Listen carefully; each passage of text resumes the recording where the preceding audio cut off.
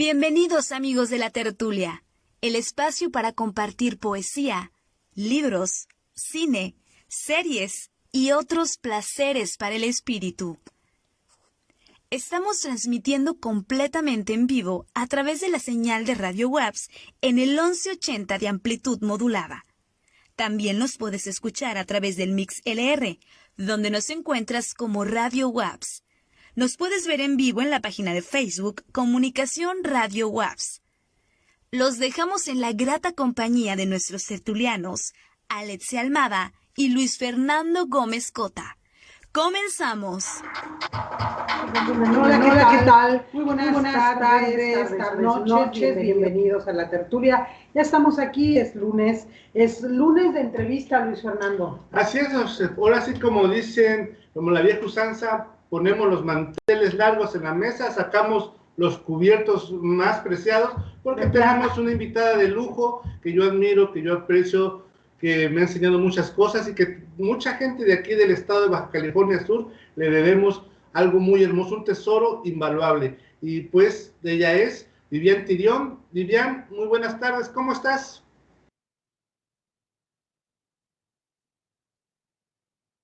No manches.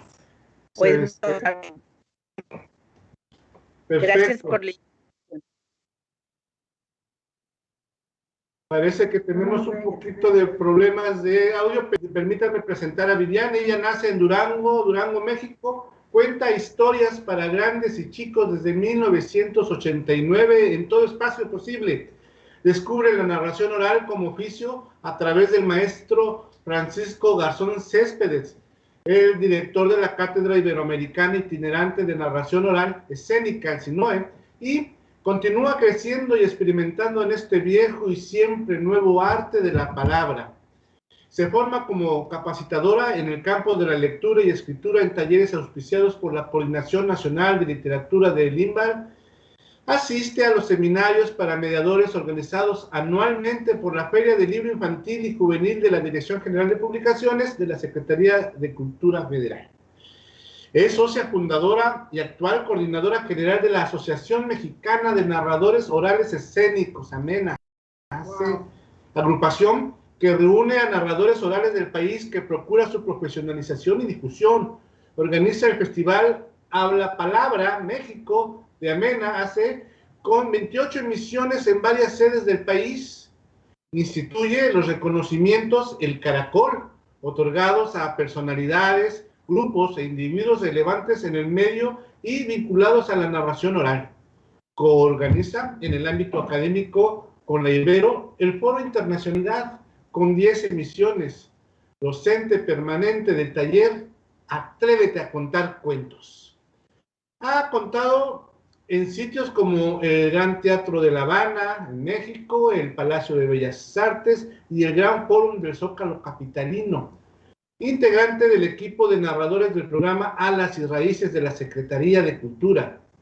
Invitada a festivales y eventos culturales como la Feria de San Marcos en Aguascalientes, Festival Internacional Cervantino, Feria de Libro Infantil y Juvenil, la FILIG, Festival de Cuentos para Niños Oaxaca 2017, conquistando nuevos espacios como el Foro A Poco No, del Sistema de Teatros de la Ciudad de México.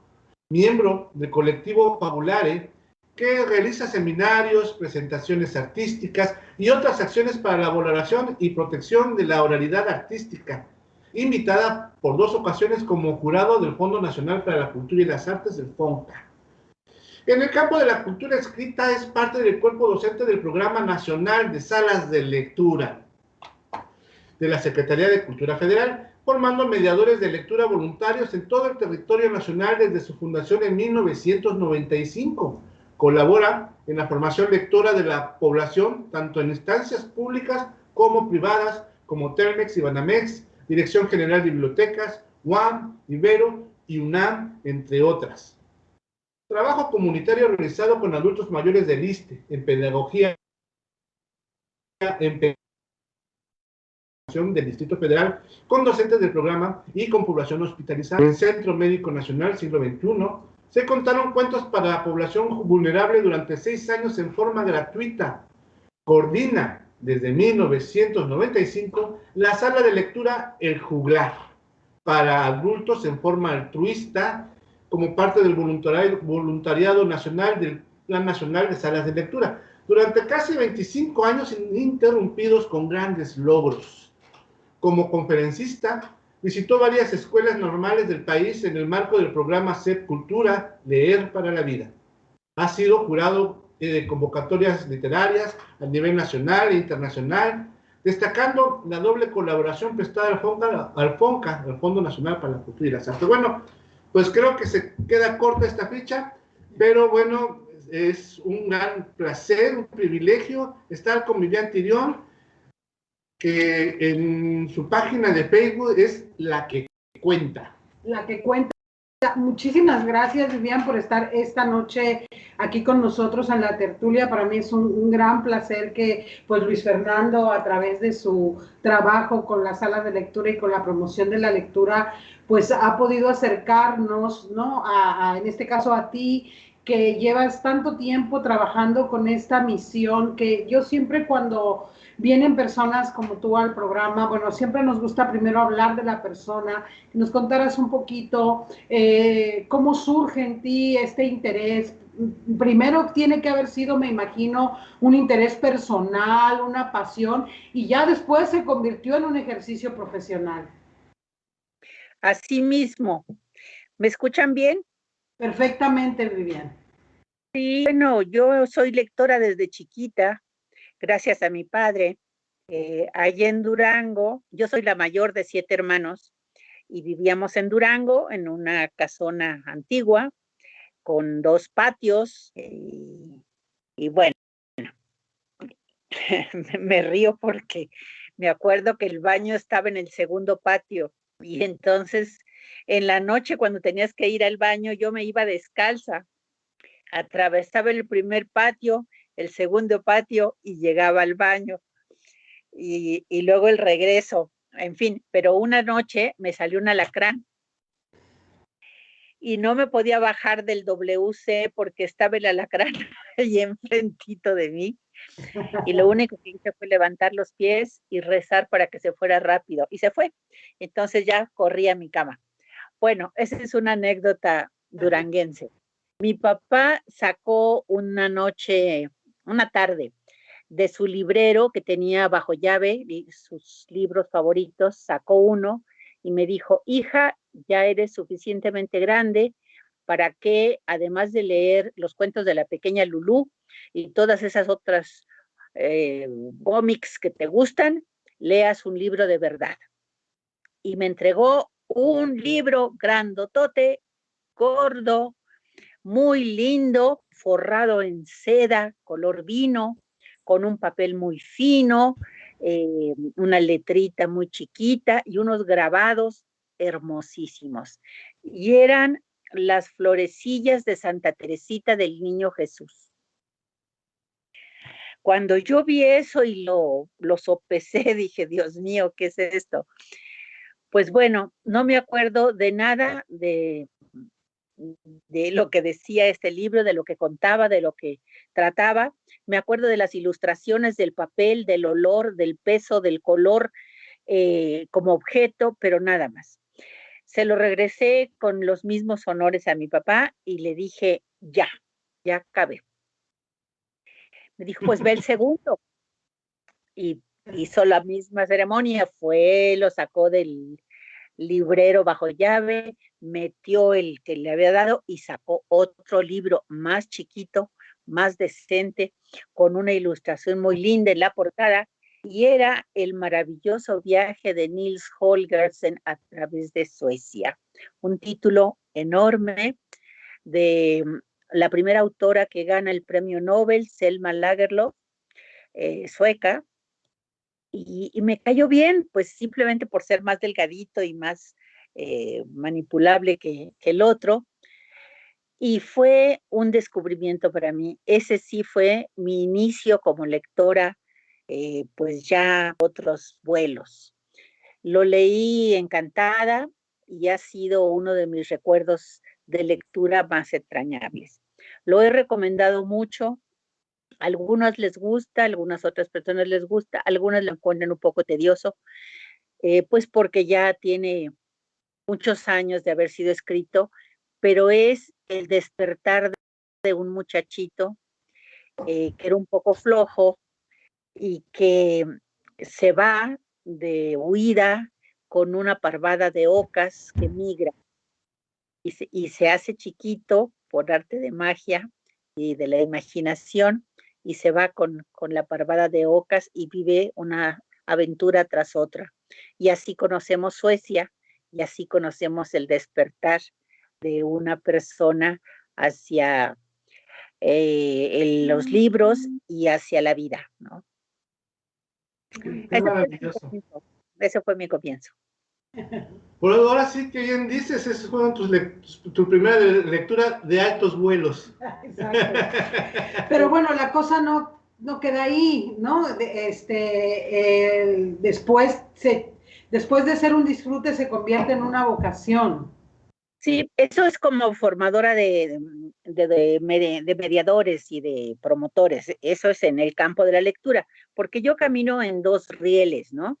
En el del fomento de la lectura y en el de la narración oral, que además son complementarios. Uno y otro se apoyan, se ayudan y se empujan. Como narradora se lo debo a mi abuelita paterna, doña Cuca, también de Durango. De hecho, mis abuelos, mis padres, todos de Durango. Mi abuelita Cuca era una viejecita un poco sorda, siempre andaba de luto, vestida de negro, y cuando le preguntábamos por qué, me decía, ya no me acuerdo, hija, pero son tantos mis muertos que ya mejorando siempre de luto. Entonces, pues sí, así y así le va pasando a uno, ¿no? Muere uno y muere otro, o sea, somos generaciones que pues se van renovando. Total, siempre andaba de negro, era muy platicadora, muy consentidora, leía selecciones, que por aquel entonces era pues algo muy bien visto, porque se usaban las suscripciones, ¿no? A selecciones y los libros que también podías comprar de obras literarias resumidas. Y entonces una tía había hecho este trámite, llegaban a la casa y mi abuelita leía la parte más pequeñita de las selecciones que, que eran como consejos, noticias, reflexiones, eran un par de parrafitos. Y sobre esos nos platicaba mucho. Y luego nos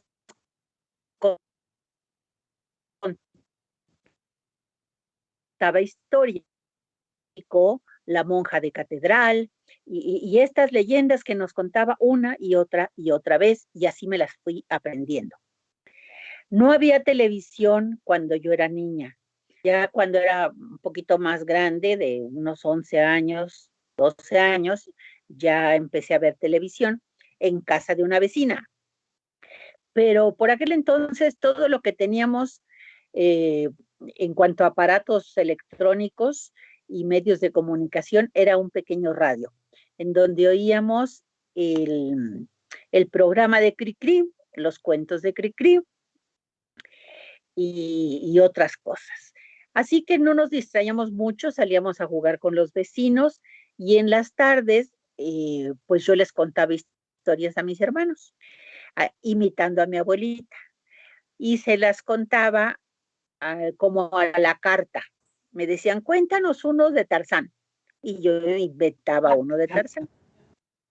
Cuéntanos uno del Llanero Solitario, y les contaba uno del Llanero Solitario.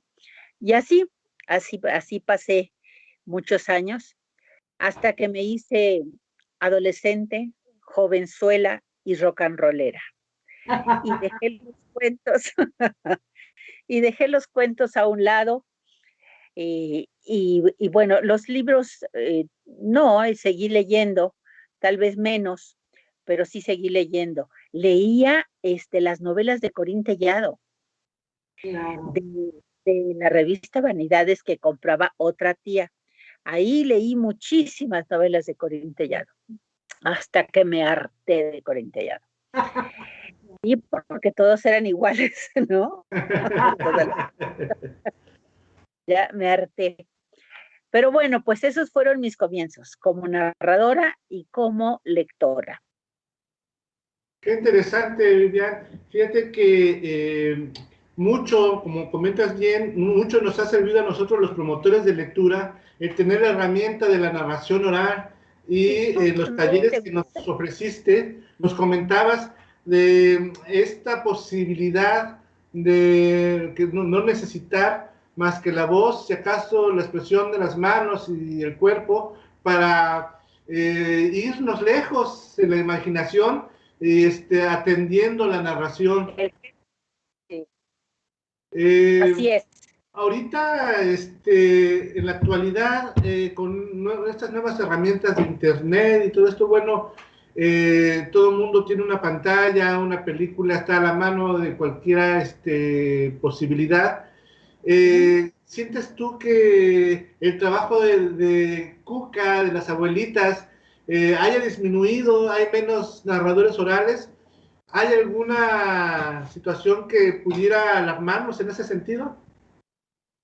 Pues fíjate que están proliferando muchísimo y desde más jovencitos. Ya no solo las abuelitas cuentan cuentos, ya también las jovencitas y también los niños. En Cuba hay un movimiento de niños contadores de historias verdaderamente espectacular. Son buenísimos contando historias. Y bueno, aquí en México, en la Ciudad de México, que es donde radico desde hace muchos años, también están proliferando los y las narradoras, se valen de otras artes. Muchos sí lo hacen de una manera profesional, digamos, eso quiere decir con compromiso y con seriedad, y algunos otros lo toman como un refugio eh, del teatro, ¿no? Porque hacer teatro ahora nunca ha sido fácil, pero ahora es mucho más difícil. Y la narración oral en ese sentido es más noble porque no requiere de muchos aditamentos. ¿Mm? No requiere ni escenografías, ni vestuario, ni foros, ni luces, ni nada de eso, ¿no? Es muy noble y con que establezcas un buen proceso de comunicación, con que eches a volar la imaginación y puedas contar un cuento de principio a fin de una manera emotiva, pues con eso es suficiente. Por ¿Sí? supuesto. Así es. ¿Cómo ser un buen narrador oral? Justo se va a preguntar. ¿Cómo ser un ¿Algún buen narrador oral? Pues bueno, yo creo que con todo esto que he dicho, eh, poder hacerlo desde el convencimiento, desde la urgencia de contar, hacer un repertorio que te sea significativo, no contar cualquier cosa, sino historias que realmente se conecten contigo, porque conectando contigo, tú conectas con los otros, ¿no? Entonces creo que esa es una parte importante. Otro es tener un buen nivel de comunicación, no tenerle miedo a la gente. Y para eso necesitas aceptarte como eres, ¿no? No temer que, ay, me van a estar viendo que si tengo grandes las orejas o que si me parpadea un ojo o que si esto o que si lo otro. Si tienes esos prejuicios, pues estás más metida en ti que en la historia y en los otros, ¿no? Entonces, eso tienes que pasar a través. Y el cuento tiene que ser la estrella, el relato tiene que ser la estrella, no tú. Así que hay que darle mejor, más tiempo al ensayo, más tiempo a crear imágenes para la historia. Mi amiga Idea Arteaga, que no sé si tengo aquí el libro. Mi amiga Aide Arteaga, cubana, murió el año pasado de 104 años. Y ella me decía que contaba desde los 4. O sea, hace que si hacemos cuentas, duró 100 años contando historias. Sus hijos y nietos le hicieron un libro que me enviaron. Hay un texto mío ahí. Se los enseño porque este es. Sí, siempre viva. ¡Wow! Biografía de una mujer centenaria. ¡Wow! Órale. ¡Qué interesante! Y aquí está cuando era más jovencita y cuando ya estaba más viejecita. Y ya murió más viejecita que eso. Yo fui a su cumpleaños número 100 a La Habana. Le hicieron una súper fiesta, pero cayó un súper aguacero. Fue una fiesta pasada por agua, decía ella. Se cayó el cielo verdaderamente. Los invitados llegaban chorreando, pero llegaban con sus flores, con sus obsequios. Yo estaba tan emocionada que no podía ni hablar, y ella estaba rodeada de flores por todos lados, se las iban poniendo a los pies, en los brazos, en las mesas de los lados. O sea, parecía una santa rodeada de flores. Y ella me decía, si tú no puedes ver las imágenes de tu historia y las voces de tu historia, no puedes escucharlas, los demás no lo van a hacer. Tienes tú que imaginar y que ver todos los sonidos que tiene la historia también, ¿no? Entonces, porque es una creación conjunta entre el narrador y el auditorio. Y se llama auditorio porque son los escuchas. Y entre los dos hacemos la historia. Por eso cuando les preguntas, ¿y qué vestido traía la princesa? Y unos te dicen, rojo, azul, negro, no es que trae unos pantalones. Entonces dices, bueno, ¿pero por qué? Porque cada quien hace su princesa y viste a su princesa, ¿no? Y era la más hermosa de las princesas. ¿Cómo era la princesa? Y unos te dicen, era rubia, y otros, era así, era asado, ¿no? Cada quien hace su princesa y la viste como quiere. Y una vez que fui a contar historias que me mandó Literatura de Limba a un albergue de niños de la calle, allá por Tepito, me costó muchísimo trabajo llegar. Me llevó mi hijo, ahí entre los puestos y todo, pudo pasar, entré, toqué, bueno, era una casa, pues, extraña. Era un poco medio corral y medio casa. Total, me reunieron a los niños, eran poquitos, jóvenes, adolescentes, y llega uno y me dice, sí me quedo, pero no voy a contar cuentos de princesas. Y le dije, ¿no quieres de princesas? No, si usted cuenta de princesas, yo me voy. Bueno, está bien, trataré de no contar cuentos de princesas. Y contaba uno y luego decía, bueno, les cuento el otro, sí, pero que no sea de princesas. Se quedó, pero siempre que no fuera de princesas. Tenía fobia a las princesas. Y es que así hay una época, ¿no? Él quién sabe qué tendría contra las princesas que no las quería ni en cuento, ni en cuento. Qué contador aburrido, ¿no? De cuentos de princesas le haya tocado. A lo largo de tu experiencia en esta labor que se antoja noble, pero también bastante problemática, sobre todo en un mundo en el que hay que luchar con los contenidos de la televisión, con los contenidos del cine, con las princesas del cine y las princesas de la televisión y ahora las redes sociales. ¿Cuáles son los temas o los asuntos que más recurrentemente le gustan a tus escuchas? Siempre los jovencitos te piden que quieren de terror, pero si tú les das un buen cuento de amor, lo reciben encantados. Ujú. Claro. Yo les digo que yo no cuento de terror porque me asusto muy fácilmente y me puede dar un infarto. Entonces, que mejor no cuento de terror, pero que les voy a contar otras cosas. ¿Ya?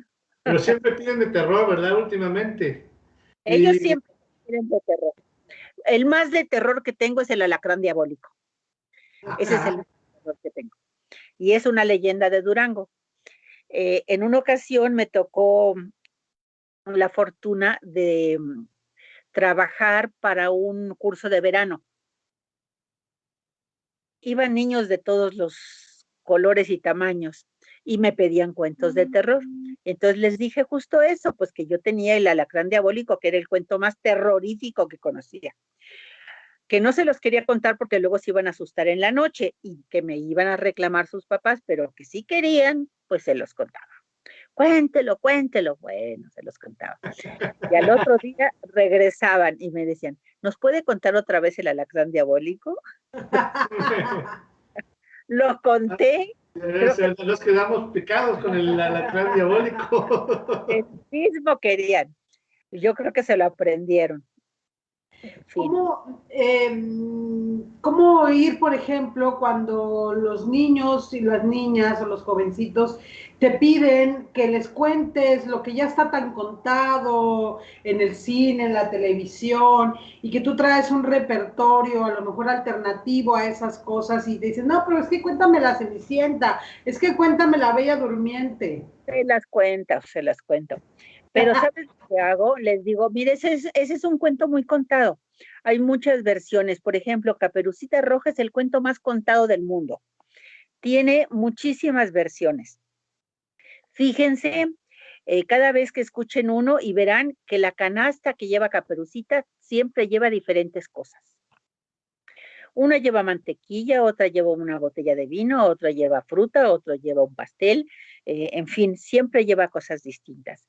Yo colecciono Caperucitas rojas y digo, no de una manera compulsiva, pero sí tengo bastantes. Pero si lo hiciera así con verdadera pasión, no me cabría en mi casa la colección de Caperucitas rojas que podría reunir. En una ocasión, ahora soy de puras anécdotas, pues es lo que le pasa a uno cuando ya tiene muchos años en esto. Yo llegaba en avión de dar una capacitación en Sinaloa o en algún lugar y tenía una presentación de narración oral en el Museo José Luis Cuevas, en el centro histórico de la Ciudad de México, que es bastante difícil el acceso. Se retrasó el vuelo y llegué tarde y estaba yo muy inquieta porque no iba a llegar a la presentación al centro. Entonces se me ocurrió tomar el taxi del aeropuerto directo al centro, no venir a dejar la maleta a mi casa y luego irme al centro, sino dije, no, me voy con todo y maleta al Museo José Luis Cuevas y que me deje el taxista del aeropuerto. Bueno, pues le costó trabajo las callecitas, me dejó ahí lo más cerca, tuve que jalar la maleta, en eso de los problemas, ¿eh?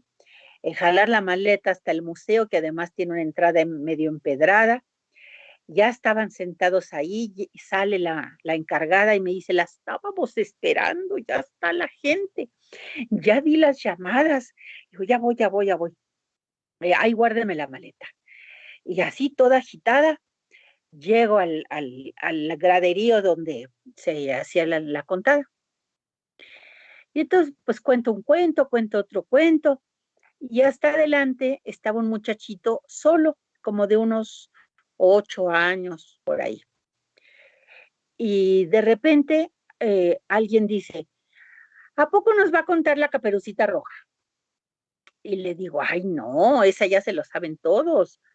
A ver, que levante la mano quien no conozca la Caperucita Roja.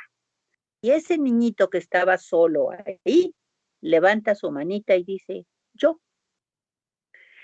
Y le dijo, ¿no te han contado nunca la Caperucita Roja? No. ¿No conoces la Caperucita Roja? No. ¿Quieres conocerla? Sí. Le dije, pues todos te vamos a contar la Caperucita Roja, porque ya todos no la sabemos.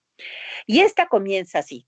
Y entonces la comienzo yo y le digo, y luego cómo sigue, y luego qué pasó, y luego qué pasó, y así vamos, y entre todo el público le contamos la Caperucita Roja a ese niño, fue el centro de atención durante 10 o 15 minutos y se sintió realizado e incluido, porque ya él también conocía el cuento de la Caperucita Roja.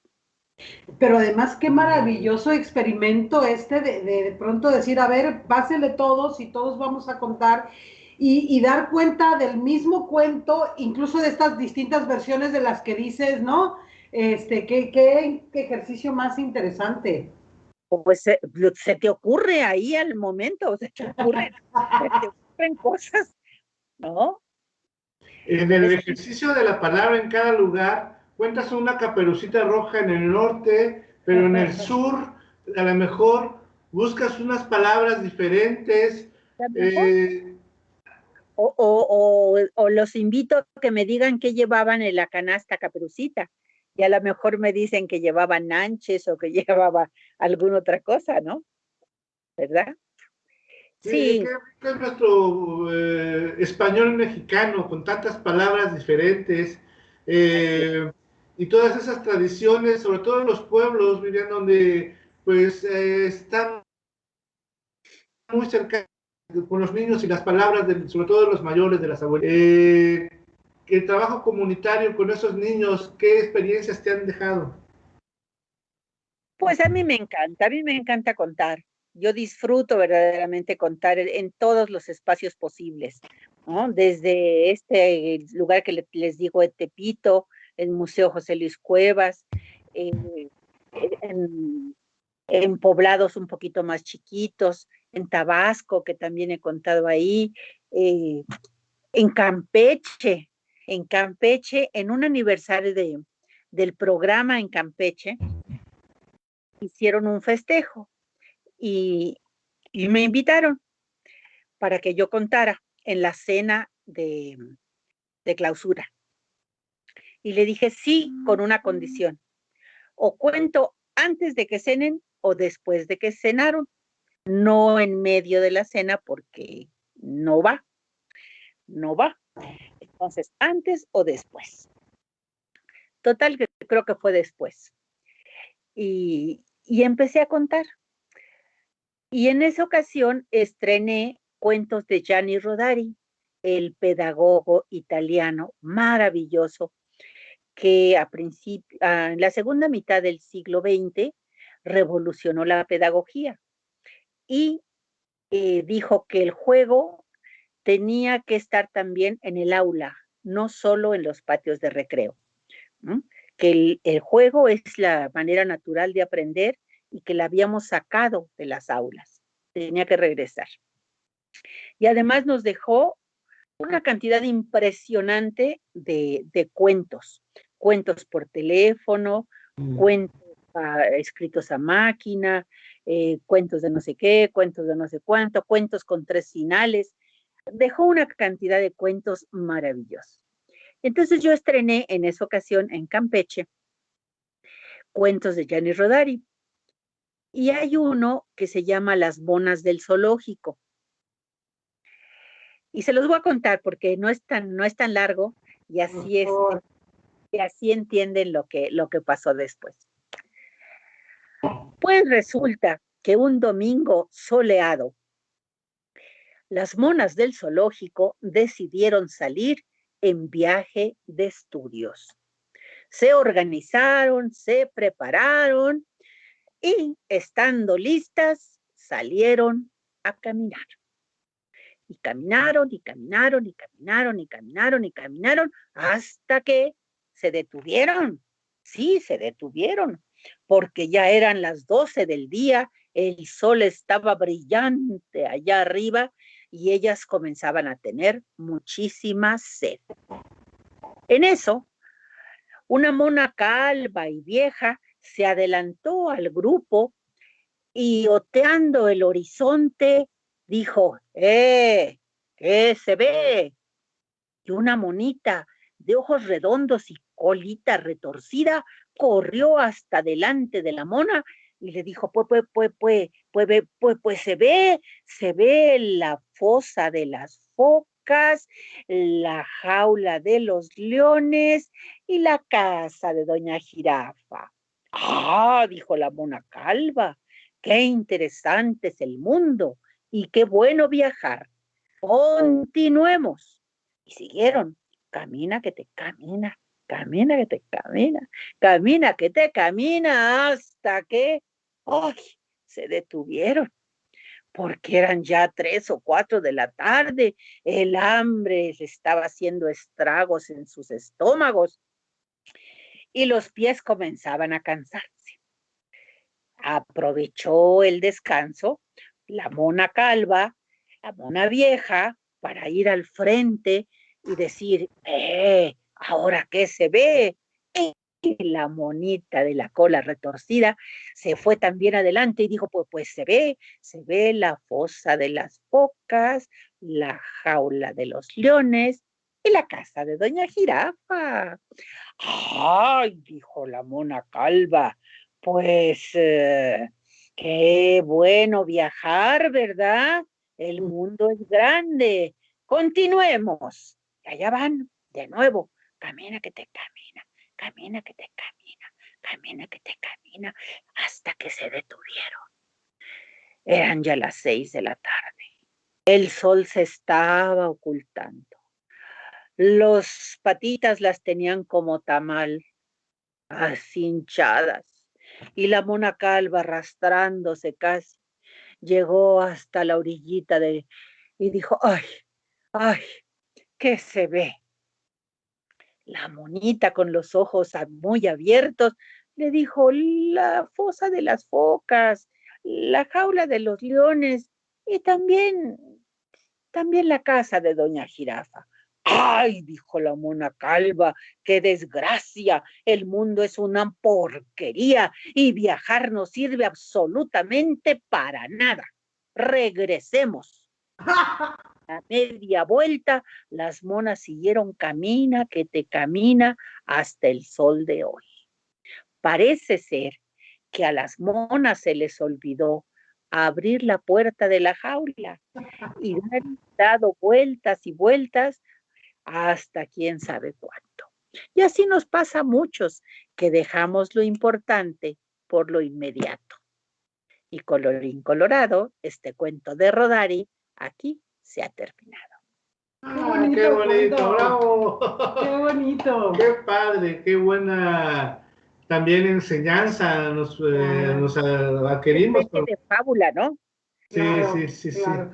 Pero nos ibas a contar qué pasó después con este cuento. En Campeche. Bueno, pues después pasó que al otro día fuimos a comer a un lugar de comida típica, que no me acuerdo ahorita cómo se llama, pero que andan las meseras con salud, andan las meseras con el traje típico campechano, que es blanco bordado en negro, muy hermoso, y los platillos son netamente típicos, con ingredientes pues naturales y en fin.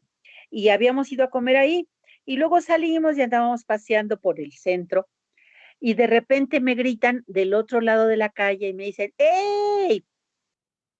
¡Tenga cuidado! Por aquí andan las monas del zoológico. Un niñito que había estado ahí muy atento y que, fíjate, me encontró, claro, en Campeche, que es de este tamaño, pues uno se encuentra muy fácilmente. Pero eso me gritó desde el otro lado de la calle. Qué bonito. Me gustaría un poquito que platicáramos sobre el Programa Nacional de Salas de Lectura, porque creo que siempre es un programa, yo siempre le comento a Luis Fernando que me parece uno de los programas más nobles que hay en el gobierno mexicano. Le digo, qué bonito sería que alguien especulara con libros, ¿no? Pero afortunadamente no es así, y entonces es un programa que ha generado, pues, por un lado, una cultura de la promoción de la lectura, ¿no? No nada más la cultura lectora, sino una cultura de la promoción de la lectura. Así es. Así es, pues, ¿qué te cuento? Son muchos años, empezó en el año 95, ¿no? Y éramos dos las instructoras entonces, y así que íbamos a todas partes. Mi primer curso fue en Quintana Roo, cerquita de la laguna de Bacalar, la laguna de los 7 colores. Este programa me ha permitido conocer mi país un poco más, ¿no? Claro. A muchos lados he ido 2 o 3 veces, o 4 o 5, sobre todo las capitales. Y al principio fuimos como una familia, y Fernando lo sabe, hasta que, hasta que creció tanto y hubo tantos cambios de administración que fue tomando diferentes perfiles, ¿no? Y ahora con la pandemia de pilón, pues el programa se está haciendo en línea. Y esta nueva administración que ha cambiado muchísimas cosas, ya veremos si para bien o para mal. También ha cambiado mucho de los lineamientos del programa. Ahora se están abriendo algo que llaman círculos de lectura, de manera como propedéutica, de que si la gente realmente encuentra su vocación como mediadora y comienza a hacer labor comunitaria, tome un diplomado que ahora de los 8 módulos que tenía se limita a 4, y hacer ese diplomado de 4 módulos y de recibir un acervo un poquito más numeroso para tener un poco más de formación también y madurar como lectores, porque la mayoría de nuestros mediadores, la mayoría, no todos, pero la mayoría no son lectores formados, ¿no? Tienen que irse formando a la par como lectores y como mediadores, y uno tiene que entender eso cuando estás dando la capacitación.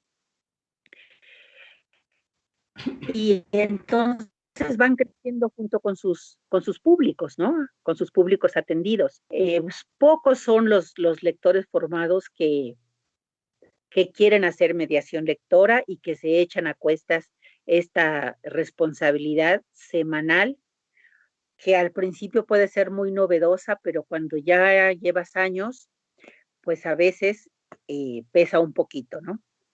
Claro. Yo tengo ya 20 y tantos, 27 creo, años con la sala de lectura ininterrumpidamente.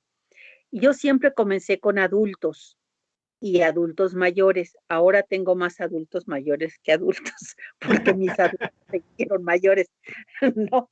Y yo también me hice adulta mayor. Entonces, pues ahora la lucha es por otro lado, que no te oyen, que se les olvida lo que acabas de decir, que te lo preguntan 10 veces, ¿no? Son cosas de la edad, o sea, son retos distintos que va planteando este tipo de auditorio, ¿no? Que repita, porque es mucha la cuota de lectura, que no quieren hacer escritura porque no quieren que los critiquen, bueno, en fin, son otros planteamientos, pero ahí la llevamos, ahí la llevamos. Salas de lectura, en efecto, es un programa muy noble, tiene muchos logros y ahora tiene muchas novedades y muchos ajustes. Vamos a ver cómo nos va. Precisamente mañana, Vivian, te invitamos a conectarte con el programa de aquí de Baja California Sur. Hay un encuentro estatal de mediadores, ¿no? Virtual, totalmente virtual. Me enteré. Y sí, ¿quién está ahora de enlace? Está América Pineda, ella de formación de bibliotecaria, de formación, pues ha logrado mantener muy unido al grupo, ha crecido, se está trabajando mucho con las redes, ¿no? Redes y subredes, y hemos tenido la capacitación necesaria para mantener ese sistema de trabajo que nos ha beneficiado para acercarnos, y quién diría, ¿no? Tuvimos esa capacitación, de repente nos llega la pandemia y ya estábamos ubicados trabajando como redes, y bien, pues esto nos ha permitido que, por ejemplo, el encuentro que empieza de mañana al viernes, pues sea totalmente virtual, estén bien interconectadas unas salas con otras, y pues que por ahí vemos que efectivamente pues son cambios que pueden ayudarnos mucho, pero sí hay nostalgia de de aquellos módulos, de aquellas capacitaciones que teníamos antes, y cada que nos visitaban, pues era una fiesta, ¿no? Así es. Yo me acuerdo de los tacos de pescado que tanto disfrutaba, con la música, ¿no? Sí, sí, sí, sí. En el restaurante. Pues estamos Fíjate que yo, esperando aquí en La Paz, Miriam. ¿eh? Estamos esperando aquí en La Paz para regresar a los tacos de pescado, a la playa. Danos una vuelta a Claro, Todos Santos. por supuesto, las almejas. Oye, sí les platiqué que tenemos un terreno en el Carrizal. Sí, Sí, algo me comentaste, pero no, ya no tuvimos aquella ocasión, no tuvimos oportunidad de ir. de ir. Después fui, no sé, ellos mismos fueron por mí al hotel. Les hablé y ellos mismos fueron por mí al hotel y me llevaron. Pues ahí está, Ahí está. hace 30 años, nunca he hecho nada ahí, no sé si antes de morir veré algo. No pasa nada por el Carrizal. A pesar de que es un lugar hermoso, los cactus me encantan, pero bueno, ya veremos. Lo que quiero comentarles es que ya tuvimos nuestra primer sesión de sala de lectura presencial. Okay. Fue el martes pasado. Y así como fue una emoción nuestra primer sesión en línea, después de haber estado, no sé, tal vez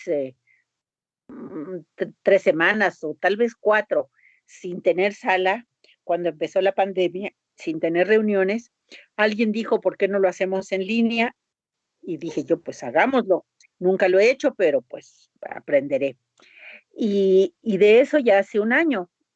Entonces, un año en línea, y ahora que las cosas están un poquito más controladas, pues dijimos, vamos a tener nuestra primera sesión presencial, porque además dimos con una cafetería, que es una casa que habilitaron y que hicieron en la azotea una terraza con sombrillas. Entonces, está al aire libre, no tienes que estar así muy amontonada, y fue el martes pasado. Fue un gozo. No podía yo dar la sesión porque todos querían hablar al mismo tiempo, todos tenían novedades que contarse, regalitos que darse, en fin, finalmente pude poner orden y tuvimos sesión maravillosa, y ya quedamos de que una vez al mes vamos a hacerla presencial, ¿no? Pues muchísimas felicidades, Vivian, y muchísimas gracias por habernos acompañado. Este programa está que ya se termina, siempre se nos va muy, muy rápido, pero te agradecemos muchísimo que nos hayas acompañado esta noche en la tertulia. Pues estamos pendientes de que regreses a tu casa, a La Paz, a seguir contando cuentos y aprendiendo mucho, mucho de lo que tenemos que aprender. Claro, invítame, mándame el dato para lo del encuentro y por ahí me conecto, ¿sí? Perfecto, muy Gracias bien. por la invitación y mucho éxito con sus lectores y lectoras. No claudiquen, esto es de a poquito y poquito. Muchísimas gracias por habernos acompañado esta noche, Luis Fernando, muchas gracias. Pues un placer compartir con ustedes la tertulia del día de hoy. Esperamos seguir compartiendo este espacio con cuento, poesía, novela, todo lo que nos gusta a nosotros, y pues tenemos el privilegio de compartir. Muchas gracias, Vivian. Así es, pues ya nos vamos. Le doy las gracias a mi querido Saúl Ramos, que está en los controles técnicos, productor de Radio WAPS. Le doy también las gracias a mi querida Yasmín Rodríguez por este